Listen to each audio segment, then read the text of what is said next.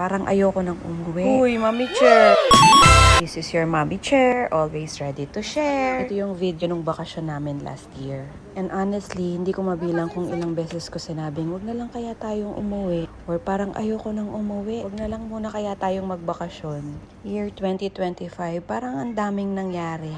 Parang ang haba ng taon. Matagal na kasi talagang nakaplan tong bakasyon na to. Kasi nga, ikakasal yung bunso naming kapatid. And since the day na nag-propose yung boyfriend niya at na-engage sila, pangarap niya talaga at ginusto talaga niya na mabuo ang family namin sa araw ng kasal niya. And nagka-aberya ngayong taon na to. Nag-resign si daddy sa work niya at lumipat siya sa bagong company na ina-expect namin na mas maganda. Kung titignan talaga yung sitwasyon namin, parang alanganin talaga kaming umuwi. Since hindi nga namin alam kung anytime ay tatanggalin ba si daddy sa work or what. And sinasabihan namin yung mga bata ng current situation namin na baka nga hindi kami umuwi. Grabe na talaga ka-excited yung mga bata sa bakasyon na to.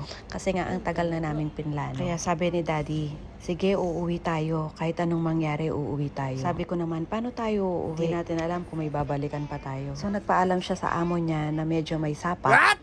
And pinayagan naman siya. The problem left is, paano magbubuk ng ticket? Since last minute na kami nag-decide na uuwi kami, napakamahal na talaga ng ticket. Sa pagkakataong ito, may mga tao talagang ipapadala si Lord sa'yo para tulungan ka magdesisyon sa buhay. And to make the long story short, nakapag-book kami ng ticket. Salamat sa mga tumulong sa amin. Pero ang plot twist is, kami munang mag-iina ang unang uuwi. Iwan muna si daddy kasi limited ang leave niya.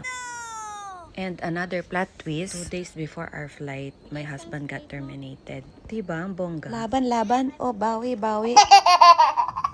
Minsan talaga mga unexpected yung mga nangyayari sa buhay natin. Mga di natin ine-expect, mga bagay na hindi natin plenano. Minsan, ang tagal po ng plenano, pulidong-pulidi na. Pero may mga plot twist na gugulat sa'yo. Pero ang importante doon, sa lahat ng plot twist na mangyayari sa buhay mo, sa lahat ng challenges, paano mo to titignan? Kung may asawa ka, paano nyo to haharapin ng kayong dalawa? Sa totoo lang, itong taon na to, masasabi ko na mas naging matatag kaming mag-asawa. Everyday kami nag-uusap. Everyday sabay kami nag-aalmusal. Pinag-uusapan namin kung anong mga gagawin namin. Yung mga desisyon na kailangan namin gawin na dapat kaming dalawa ang nagde-decide. Na nung pumalya, hindi sumakses yung plano namin. Proud ako sa aming dalawang mag-asawa, especially sa sarili ko. Walang nagsabi ng, ikaw kasi mas nangibabaw yung mag-partner tayo. Kaya sumakses man or hindi, hawak kamay at buong tapang nahaharapin lahat ng pagsubok. Nauna kami ng 1 week kay daddy, then sumunod siya. Sobrang saya ng mga bata and syempre sobrang saya ko din. First time namin bumiyahe na kaming mag-iina lang. Imagine traveling with 3 kids. May special needs pa si kuya. Pero nakayanan ko yun. God showed the strength that I didn't know I have.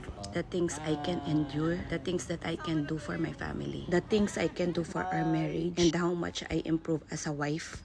How much we improve as husband and wife. Sa totoo lang, mas naging humble talaga ako. Uy, nai-chair para nagyayabang ka na. Saan ka nakakita ng walang trabaho? Nakuha pang magbakasyon. Wala kaming dalang pasalubong. Nakauwi kami ng Pinas. Nabitbit ko lang yung tiwala sa Diyos na makakabalik kami sa Dubai. Iniwan namin lahat ng problema sa Dubai. Enjoy muna ang pamilya. Kasi alam namin na may mas malaking Diyos tayo na aayusin ng lahat para sa atin. Yes! Thank you, Lord. Ayun ang kwento kahit di mo tinanong. Salamat sa pakikinig.